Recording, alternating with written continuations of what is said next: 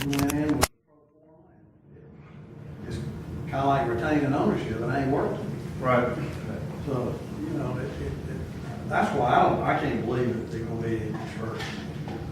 Right. Well, it's hard, because it is, especially somebody that's new trying to get into the business, it's really difficult right now.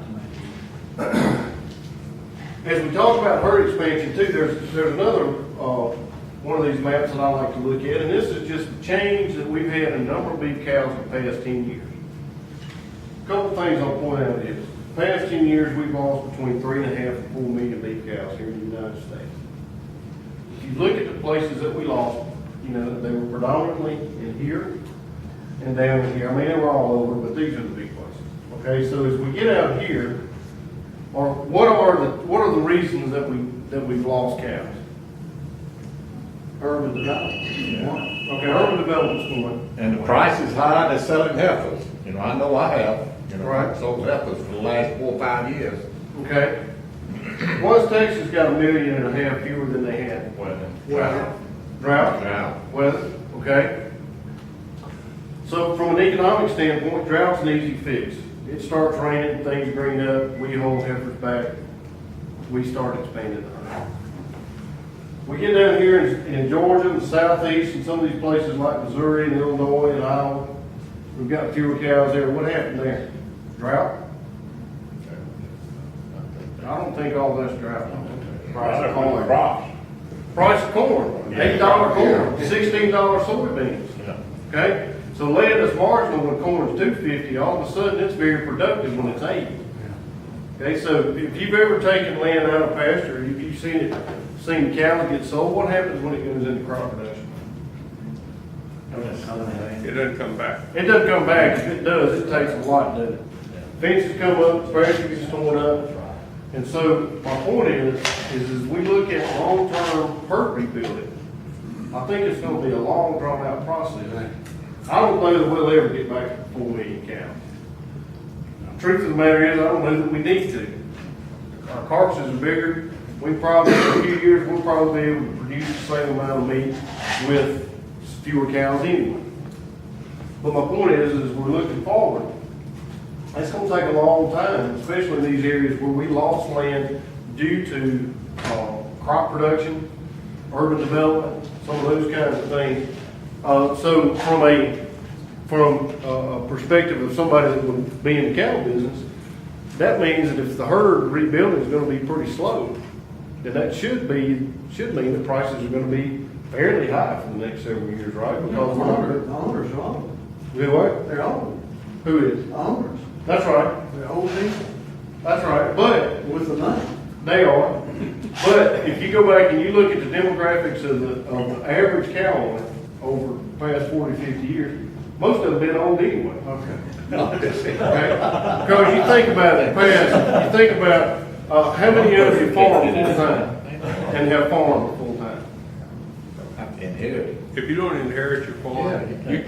you won't live long enough. That's You right. ain't gonna buy land on a farm. Buy land and build a fence. You think about most of the cattle producers that maybe aren't in here, the people that have cattle, you know, a lot of them wind up being people that have worked some type of public job until they're 45, 50. Now they're in a situation where they can get 40, 50, 80 acres, buy some cows and keep the thing going. All right? And that's nothing new. We've been doing that for a long time. Now maybe the numbers have changed a little bit, but that's pretty well the scenario that we've dealt with for quite some time. If we're looking at what I call the beef cow factor, which is adding the number of beef cows and the number of replacement heifers together, you know, I think we're still talking about smaller numbers for the next several years. Now, one of the things that has been overlooked a lot is the fact that the number of replacement heifers has actually gone up for 2 years in a row. The difference is, the thing that trumps all that is we've sold more cows than we've kept heifers. A lot of that has to do with drought, but it also has to do with the fact that you can sell a cow now for $1 a pound. You know, there are actually some guys that are probably paying capital gains if they went and bought cows a few years ago. They're probably paying capital gains on some of these cows. So I think from a long-term perspective, we're talking about a pretty slow herd rebuilding. As a result, we're probably looking at 2017, 2018 before we see any type of increase in beef production here in the United States. Now, one of the things, if we're looking at these competing meats, we're going to see a decrease in pork production this year versus last year. We're talking about it being down 2%. What's going on with the pork herd or the swine herd? Got a virus in ours. They've got a virus in there. Maybe pigs. Yeah, it's called PED. PED, porcine epidemic diarrhea virus. I don't know how many of you lived through TGE in the late 80s, early 90s. But from the guys I've talked to, it's very similar. It's a virus that if it gets in a farrowing barn, all those pigs that are less than about a week or 10 days old, it's about 100% mortality on the pigs. Rabobank and some of the other really large banks in doing their sector analysis are projected that we could lose 7% of the total production. Our pork production could be down 7% this year, last year and this year, compared to where we would have been otherwise. And right now, we still really don't have a real good handle on this. Now, as the pigs get older, they become more resistant, and then they just get sick and go off feed and some of those kinds of things. But it is a very, very significant disease that they've got going through the swine herd, and right now, we don't have a real good treatment for it. Obviously, beef production is going to be down this year for all those reasons we've discussed. The only thing that's going to go up, really, that we can tell, is going to be broiler production. And a lot of that's going to be contingent on the price of corn and what they can get from broiler meat. All right, so if we're talking about projected prices, which is what everybody really is interested in, you know, this year's going to be, things are going to be much better this year, barring some type of major catastrophe. They already are. There's no reason really to expect that this should not continue other than what's going to happen to us in the corn market, and I really can't project that, but right now it looks like everything's going to be okay. I'm expecting next year we'll probably be 5 to 10 cents over where we are this year. Now keep in mind these are annual prices, so eventually the thing's got to soften up some. Don't know when it's going to happen, but you know, eventually prices have got to come down a little bit. Califax, what they put out, you know, each year they do kind of a projection, and I think they do a real good job of putting the picture up here. In the cow-calf business, in terms of the profits that you're going to make, this year it's going to be about as good as it's going to get. Okay? You know, I know we had a tough winter feeding, and you know, our costs might be up a little bit compared to where we were when we didn't have to feed as much. But in terms of profitability in the cow-calf business, I don't know that it's going to get much better than what we've got right now. I mean, fertilizer prices are fairly reasonable, calf prices are high. If you're in the stocker business, it's going to be a little bit different just because these prices are so high. And then in the finishing end of things, that's just kind of that's going to be a middle of the road because there is a lot of margin there, and the value of the calves are so high. That's what makes the finishing business questionable there. Okay, one of the things that I wanted to cover is, so what's the market offering today? And so if you take those futures prices that we're looking at today on the board, anybody looked at those numbers lately? On Chicago Mercantile Exchange, basically for any month you want to go to out to about through the end of this year, we're looking at $1.84 on the board. 184. Or that's for what town? Well, the contract is for a 600 to 849 pound steer. Okay. So that's kind of the basis, and then we adjust everything off of that. So if you adjust those numbers for what for your basis, what we're talking about is basically $1.85 to $1.90 for 5.5 weights here through the rest of the year.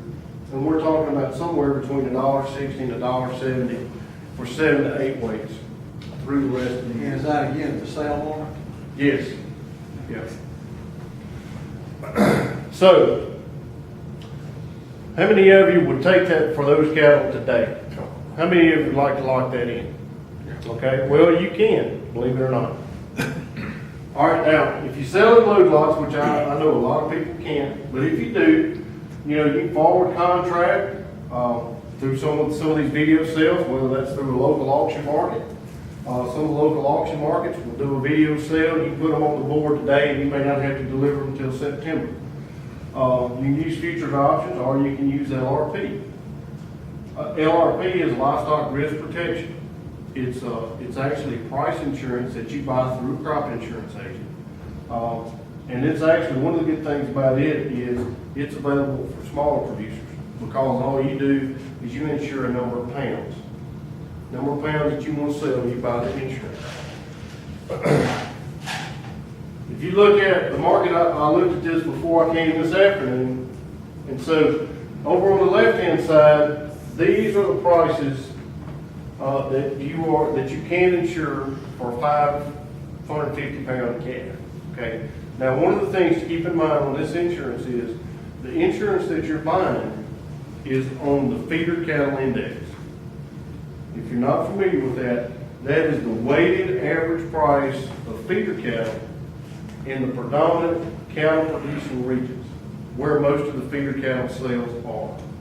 Our prices tend to track very well, very closely. They go in the same direction, but usually we're less, but they tend to track in the same direction, okay?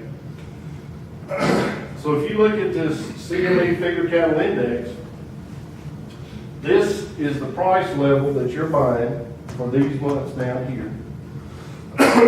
And this is what it costs you per head to buy that insurance.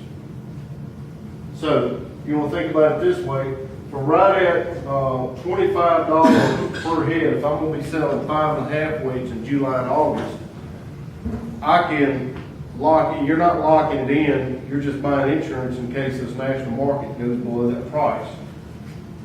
You can buy it for $25 a head, for about $3 a hundredweight.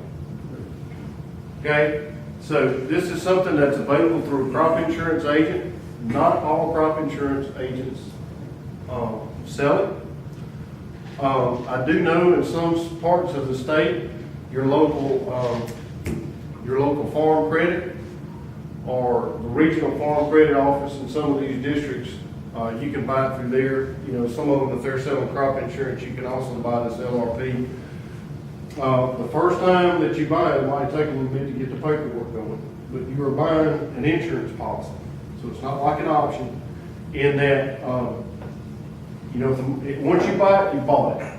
Okay, so there's no reselling the thing or anything like that. But what prices are today and for what it costs, you know, I think it's probably something that's worth looking at if you've got very many heads that you're going to be fooling with. So, And it's pretty. Looking at that, all right, if you bought like today, you're going to deliver in October. Mm-hmm. And what price, you know, would you lock in that October price? Mm-hmm.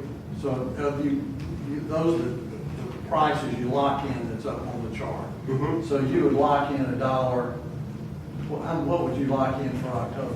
Okay, that's about $1.98 for October.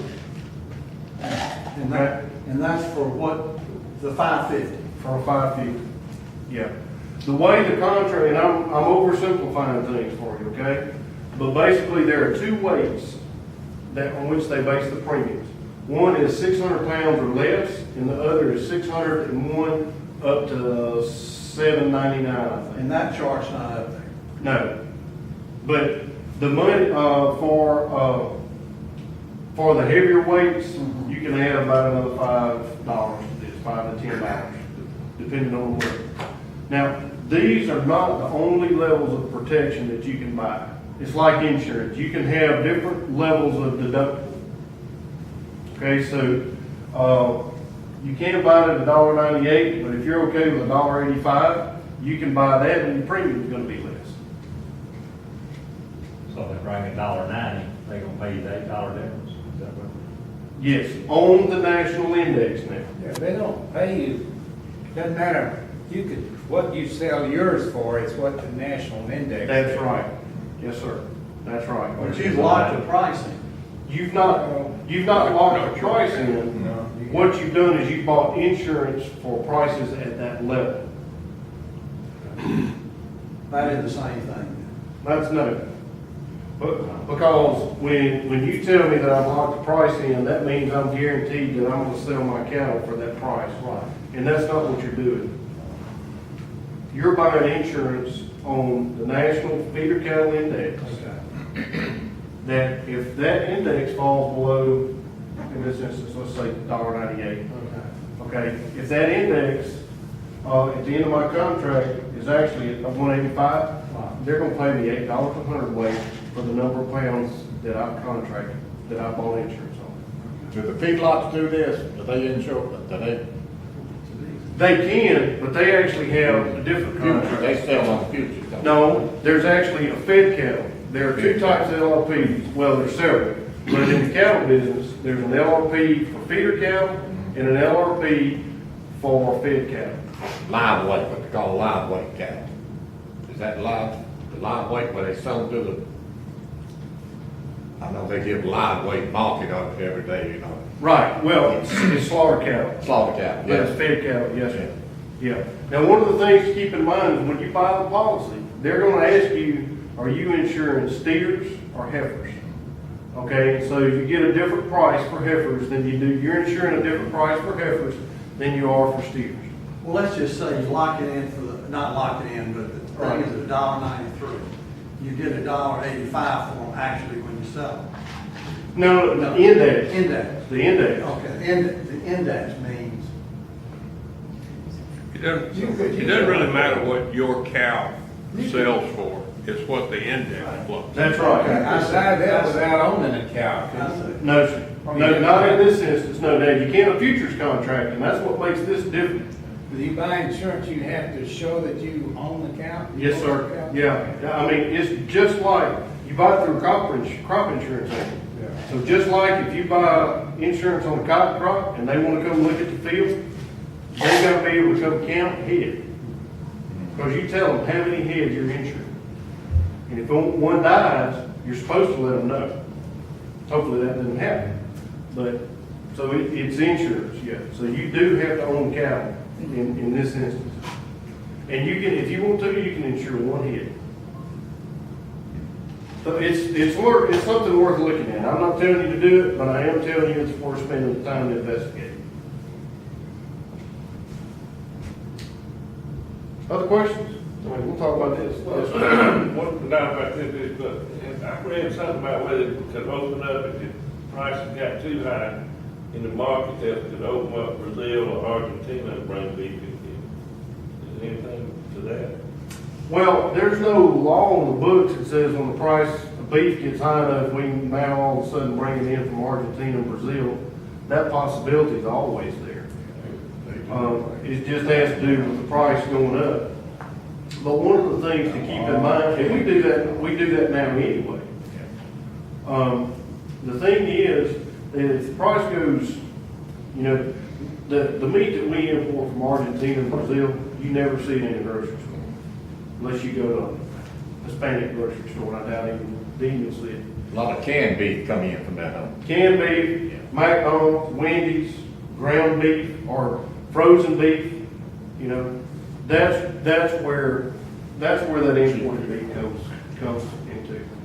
Either there or it goes into your white tablecloth restaurants as organic or grass-fed beef. All right, what about Mexico? What about it? Do we get a good bit of beef, don't we, from Mexico? We might get a little bit of beef Yeah. from Mexico, but actually what we get more than anything are feeder cattle. Yeah, and so the way that works is, as you get down there along the border, there are actually, you know, Americans that own land in Mexico and Mexicans that own partial interest in feed yards in the U.S. And so depending on the exchange rate, relative prices and drought, all those kinds of things, you know, those imports may increase or decrease.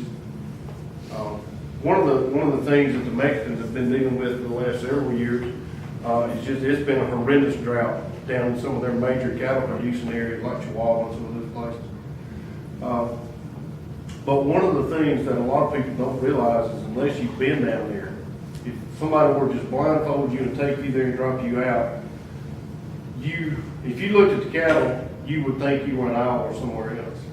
I mean, because there's a lot of Angus and Charolais genetics, and, I mean, the cattle, by and large, a lot of the cattle that are down there are just as good as what we have here. A lot of Americans got ranches down there too. Yes, yeah. Does this chart also say that after July and August, they're expecting the prices to be less? To some degree, yes, sir, a little bit less, and if you look at the futures, that's what you see there as well. Is July and August the highest months on the futures, on the future scale? If you looked at 12 months, Today, it's August, September, October is a little bit lower, and then November and January are a little bit lower. And then April's a little bit, but I mean, we're talking $2 difference, the spread in them. Typically, our cash prices for the heavier weight animals will be the highest in August and September.